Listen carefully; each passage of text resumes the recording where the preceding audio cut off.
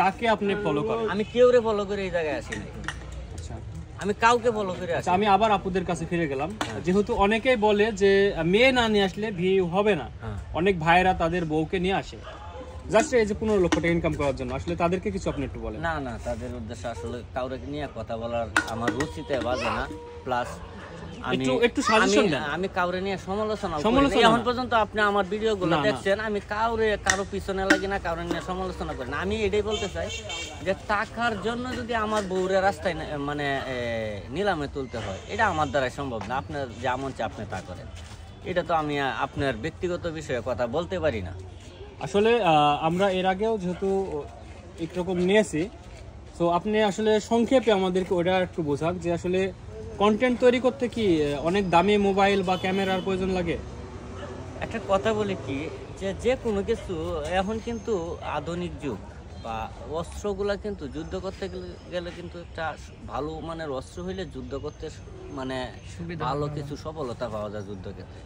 তো একটা ভালো মানের ক্যামেরা, মানে মোবাইলের ভালো মানের ক্যামেরাটা হইলেই যথেষ্ট। মানে এতটা হাই ক্যামেরা লাগে না, মানে ভালো একটু ভালো হইতে, মানে মানসম্পন্ন একটা ক্যামেরা হইলেই যথেষ্ট। মানে 30-35 হাজার টাকাতে যদি আপনি যমুনাতে একটা ফোন নিয়ে আসেন তাইলেই যথেষ্ট। অনেকে আমরা দেখি যে তারা বলে যে 1.5-2 লক্ষ টাকার দেখাচ্ছে পিসি লাগবে, ক্যামেরা লাগবে, মানে ফ্যামিলিকে চাপ দেয়। এটা আছে না, নাস্তাই না উড়ান্ডা বেহা।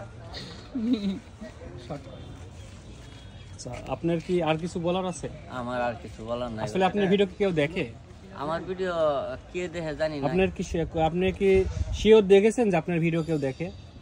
আমার ভিডিও মানুষের শুনছি যে আমার ভিডিও দেখে, কিন্তু আমি দেখি নাই বা যে দেখতেছে। অনেক সময় হাইটে যাইতে যাই বেলা সাউন্ড গুলা আমার কানে যখন বাজে তখন আমি বুঝতে পারি যে এই সাউন্ডটা তো আমি বানাইছি, এই ভিডিওটা আমারই। মানে আপনি শোনা কথা দেখেননি নাকি? আসলে সুপ্রিয় দর্শক, আসলে আমরা এমন একজন ব্যক্তির কাছে আসি, সে নিজেকে ভাইরাল ব্যক্তি মনে করে কিন্তু সেটা শুনে, শুধু কখনো দেখেন না। আমি নিজের ভাইরাল ব্যক্তি মনে করি না। আপনার কি মনে হয় কোন অ্যাঙ্গেলে আমি যে ভাইরাল আপনার কাছে লাগছে এখন পর্যন্ত? দর্শক আসলে দেখেন, তিনি কিন্তু বলছে যে তিনি ভাইরাল ব্যক্তি না, কিন্তু আমরা দেখতে পাচ্ছি, আপনাদেরকে আসলে দেখানোর চেষ্টা করছি। দেখেন তার পিছনে ভাই, এগুলা কি আসলে আমাদের, আপনি কি অলরেডি এতগুলা বডিগার্ড নিয়ে ঘুরেন সব সময়? দেখেন কত ফ্যান ফলোয়ার।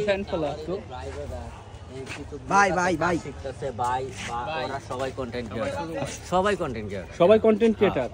আসলে আমরা আমাদের অঞ্চলেও অনেক কন্টেন্ট ক্রিয়েটর আছে, আমরা দেখি যে তাদের কাছে যদি কেউ যায় তো সেভাবে ভাই বুঝাই দেয় না। ওইটা হচ্ছে তার ব্যক্তিগত বিষয় ভাই। আমার দ্বারাই যদি একজন ভালো কিছু করতে পারে, একজনের প্রতিবাদে যদি সে ভালো কিছু করতে পারে, তাতে তো আমার কোনো ক্ষতি নাই ভাই। আপনার ফ্যান ফলোয়ারদের সামলান কিভাবে যখন বাইরে যান? আপনি তো জানেন, বুঝতে পারছি যে আপনার প্রচুর ফ্যান ফলোয়ার ঘিরে ধরে, আপনি সামলান কিভাবে? এইভাবেই যারা যতটুকু সময় পারি অতটুকু সময় দেই, আর যদি সময় না দিতে পারি হাতে পাওয়া ধরে মাপসা আয়া পড়ি।